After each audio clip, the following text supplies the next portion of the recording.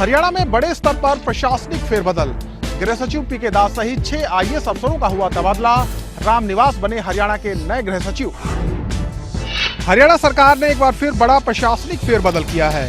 सरकार ने 6 आईएएस अधिकारियों का तबादला कर दिया है, जिसमें हरियाणा के गृह सचिव पीके दास का नाम भी शामिल है। पीके दास की जगह आईएएस रामनिवास को गृह सचिव नियुक्त किया गया है, जबकि शशि बाला गुलाटी को महिला एवं बाल विकास विभाग की एसीएस नियुक्त किया गया है। हीरा खंडेलवाल को सूचना एवं जनसंपर्क विभाग की अतिरिक्त मुख्य सचिव नियुक्त किया गया है, तो वहीं महावीर सिंह हाउसिंग विभाग के प्रधान सचिव नियुक्त किए गए हैं। अनुराग रस्तोगी सिंचाई विभाग के प्रधान सचिव बनाए गए हैं। इस फेरबदल में गृह सचिव पीके दास का तबादला सबसे अहम है, क्योंकि पीके दास लंबे वक्त से सूबे के गृह विभाग का जिम्मा संभाल रहे थे। फरवरी में हुई हिंसा के दौरान पीके दास ही गृह विभाग के सचिव थे। ऐसे में पीके दास के तबादले को हिंसक आंदोलन से जोड़कर भी देखा जा सकता है। अपने तबादले पर आईएएस पीके दास का बयान, कहा मेरे तबादले को प्रकाश सिंह की रिपोर्ट से जोड़ना सही नहीं। सरकार ने तबादले को बताया है रूटीन प्रक्रिया। हिंसक आंदोलन के 3 महीने बाद आईएएस पीके दास को गृह सचिव के पद से हटा दिया गया है। पीके दास का तबादला ऐसे वक्त में हुआ जब 3 दिन पहले ही अफसरों की भूमिका की जांच कर रही प्रकाश सिंह कमेटी ने अपनी रिपोर्ट सीएम को सौंपी है। लिहाजा पीके दास के तबादले को प्रकाश सिंह रिपोर्ट से जोड़कर देखा जाने लगा है। हालांकि सरकार इसे रूटीन का तबादला बता रही है। तबादला एक साधारण बात है, एक प्रशासनिक तरीके से ये होता है और उसको किसी भी कमेटी के रिपोर्ट या किसी और घटना के साथ जोड़कर नहीं देखा जाना चाहिए। तो देखिए, ट्रांसफर तो एक रूटीन मैटर होता है और पीके दास जी का तो पिछली जो ट्रांसफर हुई थी उसी में ही उनको एजुकेशन में भेज दिया था। पीके दास पुलिस और गृह विभाग से जुड़े तीसरे ऐसे बड़े अफसर हैं जिनका तबादला हिंसक आंदोलन के बाद हुआ।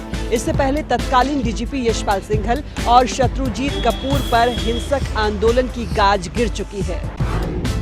प्रकाश कमेटी की रिपोर्ट पर कार्रवाई के लिए एक और कमेटी का गठन करने की तैयारी में मनोहर सरकार। रिपोर्ट पर अध्ययन के लिए जल्द हो सकता है नई कमेटी का गठन। कैबिनेट की अनौपचारिक बैठक में हुई चर्चा। हिंसक आंदोलन पर प्रकाश कमेटी की रिपोर्ट के अध्ययन के लिए सूबे की मनोहर सरकार एक और कमेटी का गठन कर सकती है। सूत्रों की माने तो प्रकाश कमेटी की रिपोर्ट के आधार पर किस पर क्या कार्रवाई की जाए, इसे लेकर सरकार इस नई कमेटी के गठन की तैयारी कर रही है। इस कमेटी में कुछ मंत्रियों और अफसरों को शामिल किया जा सकता है।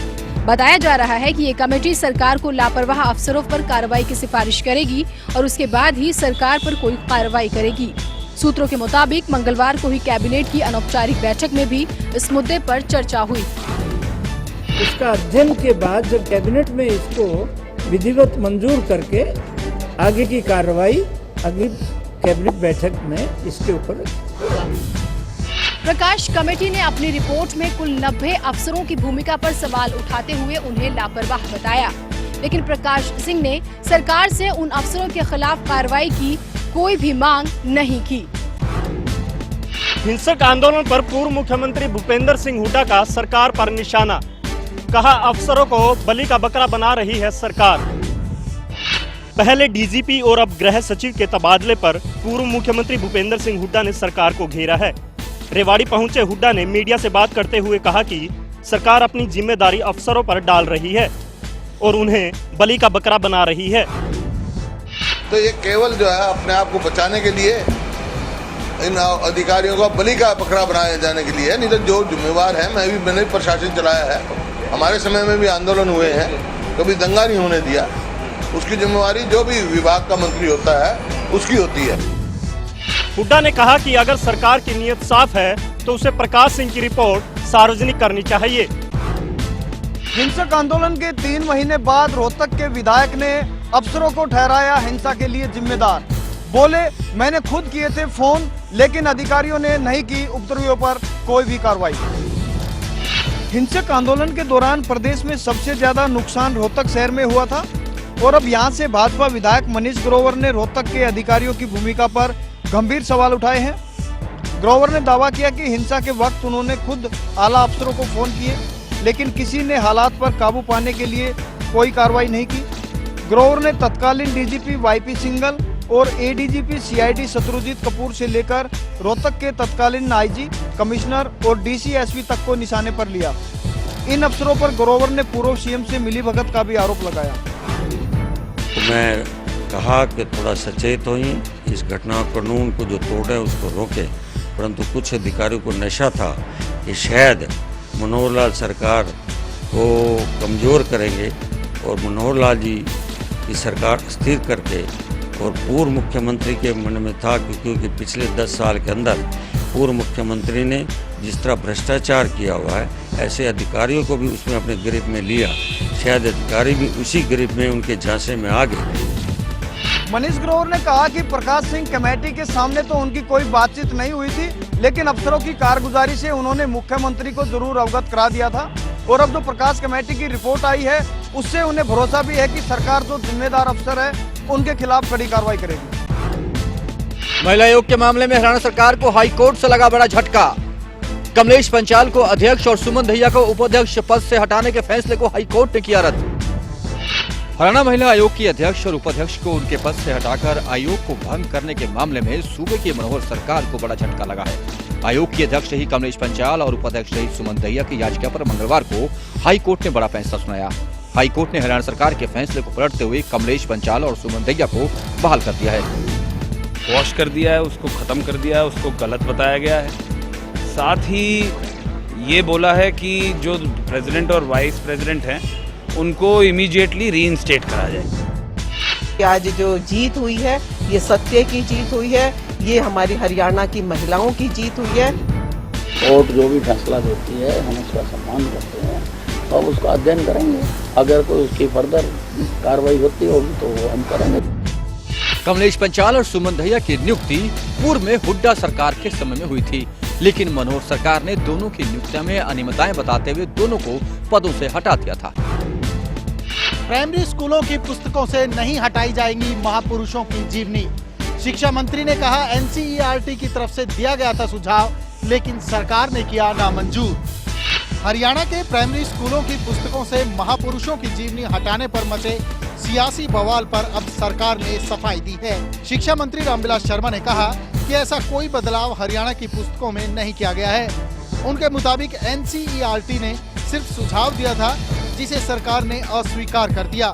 रामविलास ने कहा कि प्राइमरी स्कूलों में पहले की तरह ही किसानों के मसीहा सर छोटू राम, पूर्व उप प्रधानमंत्री स्वर्गीय देवीलाल और पूर्व सीएम बंसीलाल की गौरव गाथा पढ़ाई जाएगी। इस तरह का हरियाणा सरकार के किसी पाठ्यक्रम में से किसी बात को निकाला नहीं गया है। ये एनसीईआरटी ने हरियाणा शिक्षा विभाग को एक सुझाव दिया था। हमने इस तरह का कोई भी महापुरुष का नाम अपने पाठ्य पुस्तक में से डिलीट नहीं किया। दरअसल इस मुद्दे को लेकर इनेलो और कांग्रेस ने सरकार को घेरना शुरू कर दिया था। इनेलो ने तो बकायदा इस मुद्दे पर सड़कों पर उतरने का ऐलान कर दिया था। यही वजह है कि शिक्षा मंत्री रामविलास शर्मा को खुद मीडिया के सामने आकर इस पूरे मसले पर स्थिति स्पष्ट करनी पड़ी। कांग्रेस विधायक करण दलाल ने सीएम पर लगाए गंभीर आरोप। कहा खुद को सीएम का भतीजा बताने वाला एक शख्स करनाल में कर रहा है जमकर भ्रष्टाचार। सब कुछ जानते हुए भी सीएम बने हैं तमाशबीन। कांग्रेस विधायक करण दलाल ने मनोहर सरकार की भ्रष्टाचार को लेकर जीरो टॉलरेंस नीति पर गंभीर सवाल उठाए हैं। चंडीगढ़ में मीडिया से बात करते हुए दलाल ने कहा कि करनाल में सतीश खट्टर नाम का एक शख्स जो कि खुद को सीएम का भतीजा बताता है, वो एक ट्रस्ट बनाकर भ्रष्टाचार कर रहा है। दलाल की माने तो करनाल विकास निधि के नाम से बनाए गए इस ट्रस्ट में कई प्रशासनिक अफसरों के साथ साथ शहर के कई बिल्डर्स और राइस एक्सपोर्टर्स शामिल हैं। गैर कानूनी तरीके से उन लोगों से चंदा लिया जा रहा है जो खुद टैक्स की चोरी कर रहे हैं, जिनके खिलाफ रिपोर्ट आई हुई है, सरकार के पास है कि ये बिल्डर्स, राइस सेलर्स, इन्होंने अरबों रुपए का टैक्स एवेजन किया है और उस रिपोर्ट को सरकार दबाई बैठी है। उनके खिलाफ मुकदमे दर्ज होने के बजाय उनसे 10-10 लाख रुपए लेकर के उल्टा उनको नामित कर रही है, उनको शाबाशी दे रही है। करण दलाल ने कहा कि उन्होंने इस बारे में राज्यपाल को चिट्ठी लिखी है और ट्रस्ट के मामले में सीएम की भूमिका की जांच की मांग उठाई है। साथ ही दलाल के मुताबिक वो विपक्ष के नेता अभय सिंह चौटाला को भी चिट्ठी लिखकर इस मामले से अवगत करवाएंगे ताकि उन्हें भी सीएम की सच्चाई पता चल सके। हालांकि करण दलाल ने ऐसे कोई सबूत पेश नहीं किए जिससे इस मामले में सीएम की भूमिका होने के सवाल उठते हों। वैसे इससे पहले भी करण दलाल सरकार पर ऐसे कई आरोप लगा चुके हैं। कांग्रेस उपाध्यक्ष राहुल गांधी के दरबार पहुंचा हरियाणा कांग्रेस का झगड़ा। सूत्रों का दावा, तंवर से नाराज हुड्डा समर्थक विधायकों ने मांगा राहुल गांधी से मिलने का समय। हरियाणा कांग्रेस में चल रही आपसी खींचतान अब दिल्ली दरबार तक पहुंच गई है। खबर है कि हुड्डा समर्थक कांग्रेस विधायकों ने कांग्रेस उपाध्यक्ष राहुल गांधी से मिलने का वक्त मांगा है। बताया जा रहा है कि ये सभी वो विधायक हैं जो कांग्रेस प्रदेश अध्यक्ष अशोक तंवर की कार्यशैली से नाराज हैं। दरअसल इन विधायकों ने पिछले दिनों कांग्रेस प्रभारी शकील अहमद से भी मुलाकात कर इनकी शिकायत की थी, लेकिन शकील अहमद से शिकायत करने के बावजूद कोई असर न होने पर अब राहुल गांधी के दरबार में जाने की तैयारी कर रहे हैं। हुड्डा और तंवर खेमे का झगड़ा पुराना है, लेकिन हाल के दिनों में ये विवाद बढ़ता ही जा रहा है। हाल ही में इनेलो के 2 पूर्व विधायकों की कांग्रेस में ज्वाइनिंग को लेकर उठा विवाद भी इसी की बानगी है। कांग्रेस में ज्वाइनिंग को लेकर सियासी टकराव तेज। तंवर के बाद किरण चौधरी बोली, बिना प्रक्रिया के कांग्रेस में ज्वाइन करने वाले नहीं कहलाएंगे कांग्रेसी। हरियाणा कांग्रेस में इन दिनों नए नेताओं को पार्टी के साथ जोड़ने का दौर चल रहा है, लेकिन नए साथियों को लेकर कांग्रेस में नई महाभारत छिड़ी है। हरियाणा प्रदेश कांग्रेस कमेटी के अध्यक्ष अशोक तंवर के बाद अब किरण चौधरी ने उन ज्वाइनिंगों पर सवाल उठाया है जो एचपीसीसी से अलग कई नेताओं ने अपने स्तर पर करवाई है। किरण का इशारा साफ तौर पर हुड्डा की ओर से हाल ही में कांग्रेस में शामिल करवाए गए इनेलो के 2 पूर्व विधायकों की ओर रहा। कांग्रेस पार्टी के अंदर कोई एरी गैरी नत्थु गैरी छोटी पार्टी तो है नहीं। इसके अंदर एक प्रक्रिया है। जो हमारे एक्स एमएलए हैं या एक्स मिनिस्टर्स हैं, उनकी वापसी के लिए हाई कमांड की मोहर जो है वो मतलब एक पूरी प्रोसेस है, वो प्रोसेस फॉलो करनी पड़ती है, वो अनिवार्य है। वो प्रोसेस अगर फॉलो नहीं होती है तो इस तरह से तो कोई भी आके कह दे भाई मैंने ज्वाइन कर दिया, तो वो ज्वाइनिंग नहीं मानी जाती। विधानसभा चुनाव की हार के करीब 1.5 साल बाद कांग्रेस के कुनबे में लगातार बढ़ोतरी हो रही है, लेकिन इस परिवार के इजाफे के साथ साथ अंदरूनी कलह भी बढ़ती नजर आ रही है। वित्त मंत्री कैप्टन अभिमन्यु ने पूर्व सीएम भूपेंद्र सिंह हुड्डा पर लगाए आरोप। कहा 10 साल तक भूपेंद्र सिंह हुड्डा ने बिल्डर्स का रखा ख्याल।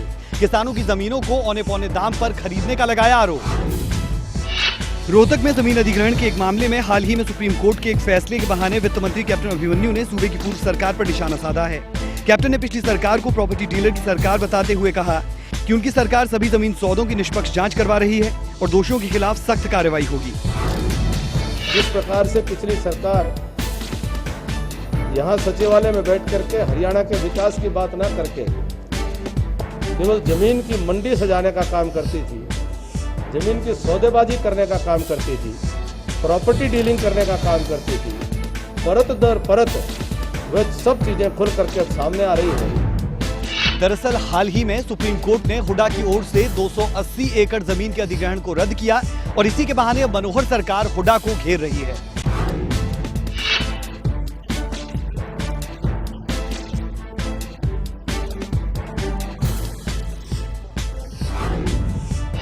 कुरुक्षेत्र में पशु तस्कर की मौत के मामले में सवालों में घिरे कुरुक्षेत्र के एसपी सिमरदीप सिंह और डीएसपी गुरमेल सिंह को सुप्रीम कोर्ट से राहत मिली है। सुप्रीम कोर्ट ने हाई कोर्ट की ओर से जारी अफसरों के तबादले के आदेश पर रोक लगा दी है। दरअसल कुछ दिनों पहले कुरुक्षेत्र के शाहबाद में सहारनपुर निवासी मुस्तैन का शव मिला था। इस मामले में मृतक के पिता ने हाई कोर्ट में अवैध हिरासत को लेकर याचिका दाखिल की थी। मृतक के पिता के मुताबिक उनके बेटे की हत्या हुई थी और इसमें गौ रक्षा दलों की भूमिका रही। मृतक के पिता की याचिका पर हाईकोर्ट ने जांच सीबीआई को सौंपकर डीसी, एसपी, डीएसपी और शाहबाद के एसएचओ का तबादला जिले से दूर करने के आदेश जारी किए, जिसे सुप्रीम कोर्ट में हरियाणा सरकार ने चुनौती दी और सुप्रीम कोर्ट ने फिलहाल ट्रांसफर के आदेश पर रोक लगा दी है।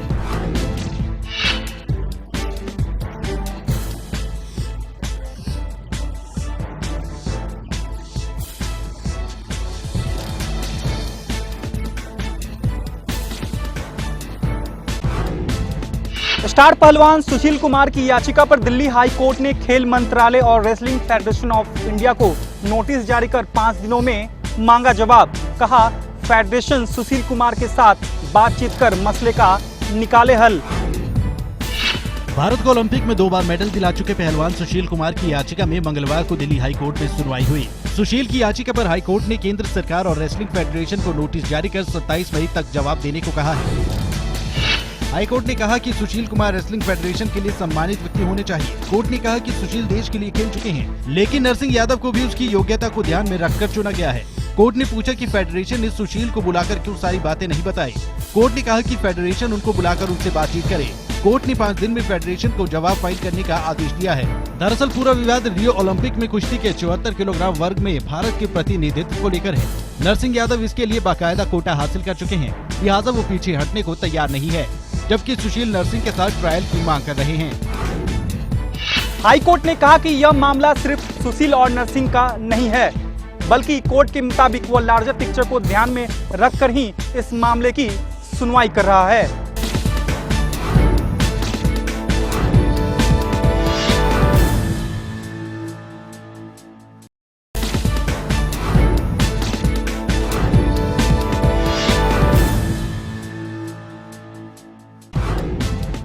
नियम 134A पर गतिरोध बरकरार। सरकार से बातचीत के लिए पहुंचे स्कूल संचालकों में आपस में ही पड़ी फूट, नहीं निकला कोई समाधान।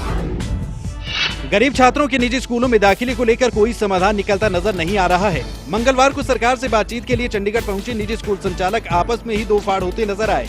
निजी स्कूल संचालकों की एक यूनियन ने जहां सरकार पर मुद्दे को लेकर गंभीर नहीं होने के आरोप लगाते हुए करनाल में सीएम आवास के घेराव का ऐलान कर दिया, वहीं दूसरे निजी स्कूल संचालकों की एक यूनिट घंटों तक ACS PK दास के साथ बैठक करते रहे, लेकिन कोई समाधान नहीं निकला। 134A के एडमिशन देना और फीस बढ़ाना या उसमें प्रक्रिया को सरल करना, ये दोनों साथ साथ चलते रहेंगे, इसीलिए उनको फीस बढ़ाने के इंतजार किए बगैर एडमिशन करना चाहिए। बहरहाल निजी स्कूल संचालकों की सोमवार को एक बार फिर सरकार के साथ बैठक होगी।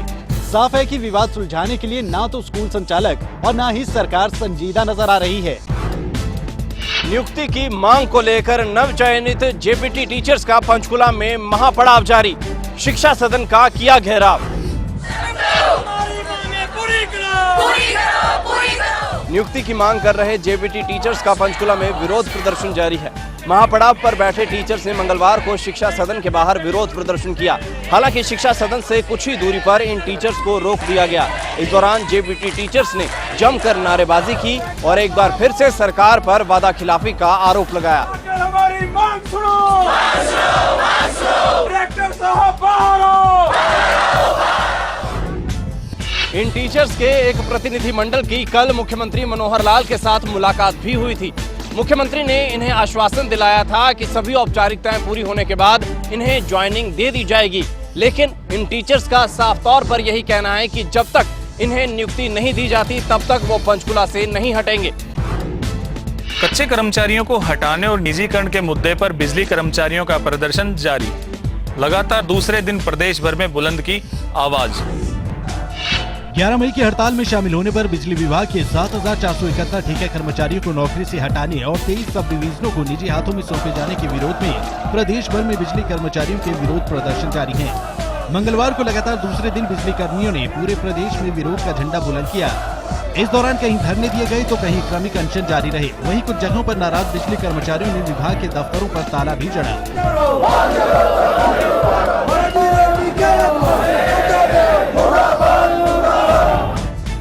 बिजली कर्मियों का साफ कहना है कि जब तक सरकार उनकी मांगे नहीं मानती तब तक वो पीछे नहीं हटेंगे। बिजली कर्मचारियों के समर्थन में उतरे रोडवेज कर्मचारी प्रदेश भर में दिए धरने, सरकार पर लगाया निजीकरण को बढ़ावा देने का आरोप। रोजगार ना दे, मुर्दाबाद मुर्दाबाद मुर्दाबाद, जिंदाबाद जिंदाबाद जिंदाबाद। निजीकरण के खिलाफ विरोध का झंडा बुलंद करने वाले बिजली विभाग के कर्मचारियों को अब दूसरे सरकारी विभागों के कर्मचारियों का समर्थन मिलने लगा है। मंगलवार को बिजली कर्मचारियों के समर्थन में रोडवेज यूनियन ने भी प्रदेश भर में विरोध प्रदर्शन किए। सुबह 9 बजे से 11 बजे तक रोडवेज कर्मचारियों ने धरने दिए और सरकार पर निजीकरण को बढ़ावा देने का आरोप लगाया। रोडवेज नेताओं ने कहा कि उन्हें ना तो रोडवेज और ना ही किसी और सरकारी विभाग में निजीकरण मंजूर है।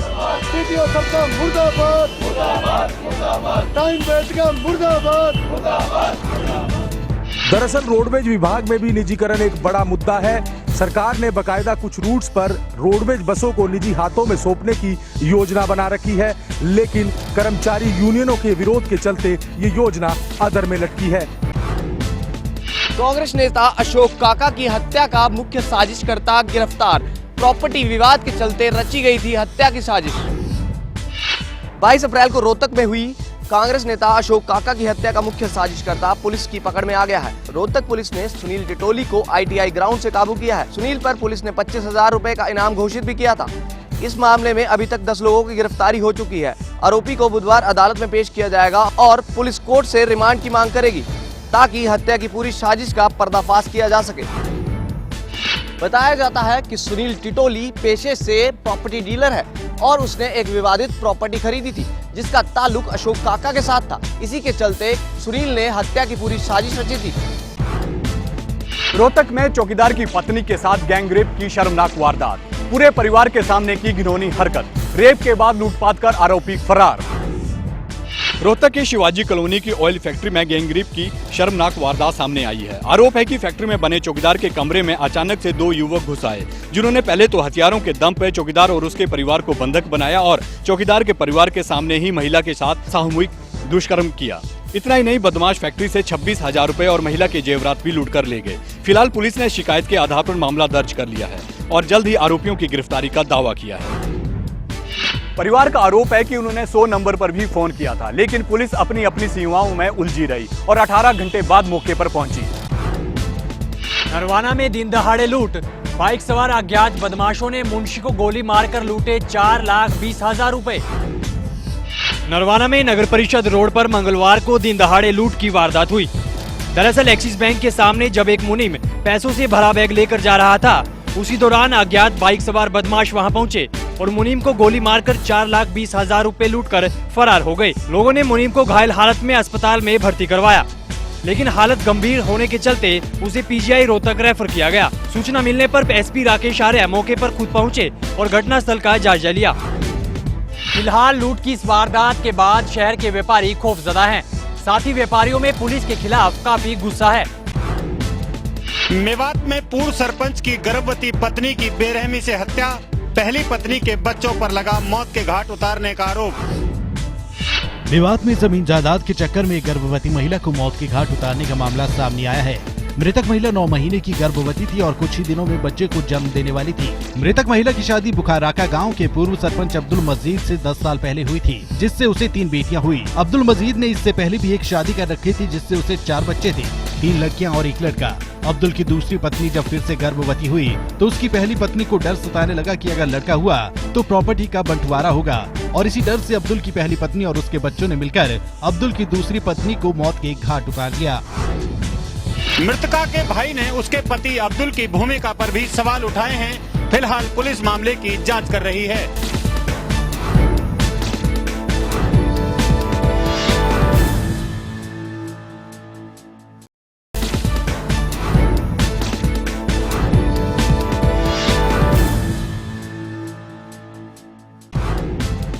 सोनीपत के बाजारों में बिक रहे हैं जहरीले फल। कैंसर जैसी खतरनाक बीमारी की चपेट में आने का खतरा। फूड सिक्योरिटी विभाग ने छापेमारी कर भरे सैंपल। हरियाणा में फूड सिक्योरिटी विभाग के ज्वाइंट कमिश्नर डॉक्टर परमानंद अपनी टीम के साथ सोनीपत पहुंचे। इस टीम ने बाजार में बिक रहे फलों की स्थिति का जायजा लेना शुरू किया तो उनके होश उड़ गए। बाजार में बिक रहे आम, केला, सेब, चीकू, पपीता और जाने कितने फलों को खतरनाक केमिकल से पकाया जा रहा है। टीम ने मौके से कई दुकानदारों के पास से इस केमिकल के पाउच भी बरामद किए। भले ही फूड सिक्योरिटी अधिकारी फलों के सैंपल लेकर जांच की बात कर रहे हों, लेकिन बाजार में बिक रहे इस मीठे जहर की सप्लाई को रोकने का कोई पुख्ता इंतजाम उनके पास नहीं है। इसका इलाज सिर्फ इतना है कि लोगों को खुद ही अपने स्वास्थ्य का ख्याल रखना होगा। बढ़ती गर्मी से लोगों को हो रही परेशानी। मौसम विभाग की माने तो पंजाब और हरियाणा में पारा 42 डिग्री तक पहुंचा। वहीं हिसार की बात करें तो हिसार में पारा 45 डिग्री तक पहुंच गया है।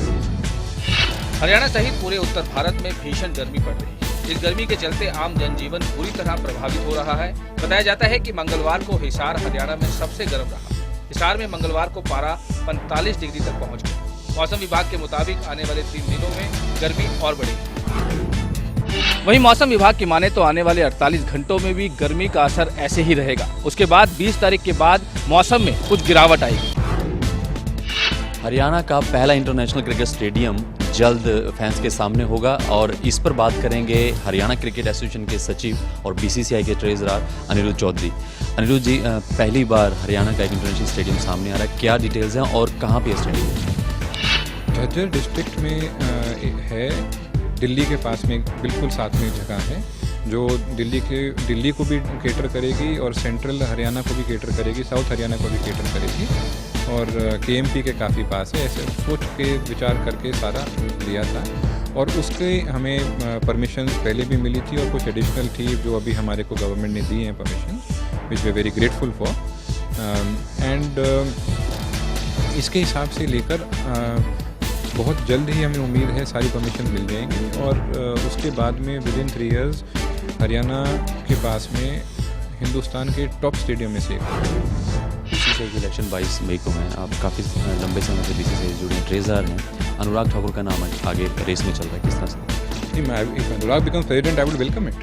ही इज़ अ यंग फेलो, हमारा कलीग है और नॉर्थ से है। If he becomes president I will welcome it and look forward to working with him and with everybody else the best interest of BCCI. तो ये थे हरियाणा क्रिकेट एसोसिएशन के secretary Anirudh Chaudhary जो बीसीसीआई के ट्रेजरर हैं। तो बड़ी बात है कि हरियाणा का पहला इंटरनेशनल क्रिकेट स्टेडियम जल्द तैयार होगा 3 साल के अंदर और बीसीसीआई के अध्यक्ष पद की जहां तक बात है, अगर अनुराग ठाकुर प्रेसिडेंट बनते हैं तो अनिरुद्ध चौधरी का वेलकम करेंगे।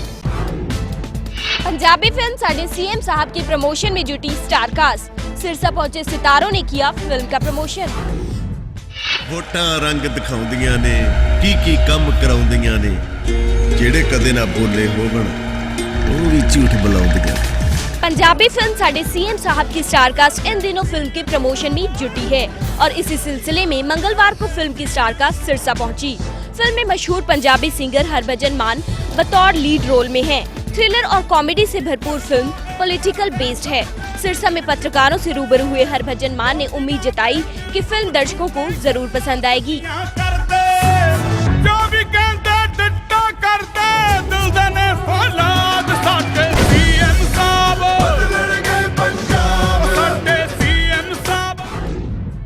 पंजाब में चुनाव नजदीक हैं और चुनाव से ठीक पहले रिलीज हो रही पॉलिटिक्स पर आधारित फिल्म दर्शकों को कितना पसंद आएगी ये देखना होगा।